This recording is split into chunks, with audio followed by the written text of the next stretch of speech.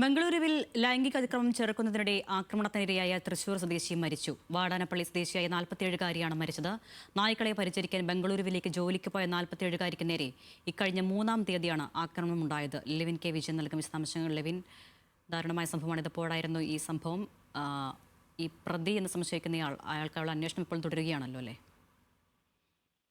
അരുണേ, 3-ാം തീയതിയാണ് സംഭവം. തൃശൂർ വാടാനപ്പള്ളി സ്വദേശിയായിട്ടുള്ള സുനിതയാണ് ആക്രമണത്തിനിരയായി ഗുരുതരാവസ്ഥയിൽ ചികിത്സയിലായത്. കഴിഞ്ഞ ദിവസം, അതായത് സുനിത തെരുവ് നായ്ക്കളെ സംരക്ഷിച്ചു വരികയും അതോടൊപ്പം തന്നെ അതുമായി ബന്ധപ്പെട്ട സംഘടനയിൽ പ്രവർത്തിക്കുകയും ചെയ്യുന്ന ആളാണ്. തൃശൂർ വാടാനപ്പള്ളിയിൽ ഇവർക്ക് ഇങ്ങനെ തെരുവുനായ സംരക്ഷണ കേന്ദ്രമുണ്ട്. സ്വന്തം പുരയിടത്തിൽ തന്നെയാണ് തെരുവുനായകളെ സംരക്ഷിക്കുന്നത്. അതോടൊപ്പം തന്നെ ഈ മേഖലയിലുള്ള ആളുകളുമായി ബന്ധപ്പെട്ടും മറ്റു കാര്യങ്ങൾ നടത്തി വന്നിരുന്നു.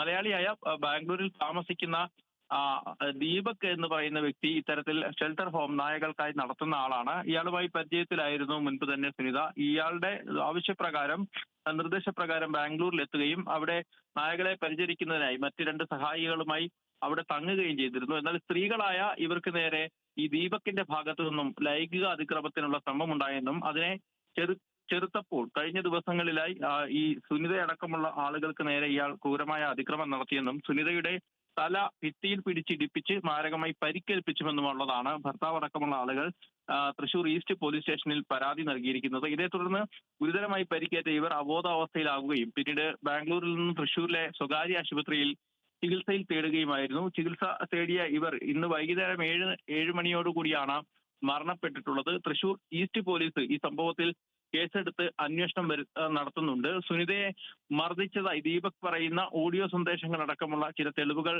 കൊടുത്തിട്ടാണ് പോലീസ് സ്റ്റേഷനിൽ ഭർത്താവ് അടക്കമുള്ള ആളുകൾ പരാതി നൽകിയിരിക്കുന്നത്. ഈ പരാതിയുടെ ഭാഗമായി പോലീസ് അന്വേഷണം നടത്തുകയാണ്. മാത്രമല്ല, ബാംഗ്ലൂരിൽ നടന്ന ഒരു സംഭവമായതുകൊണ്ട് തന്നെ കൂടുതൽ അന്വേഷണങ്ങൾ ഈ കാര്യത്തിൽ വേണ്ടി വരുമെന്നുള്ളതാണ് പോലീസ് പറയുന്നത്. ഏതായാലും ദാരുണമായ സംഭവം. യുവതി ആയ ഈ സുനിത അല്പസമയങ്ങൾക്ക് മുൻപാണ് മരണപ്പെട്ടത്.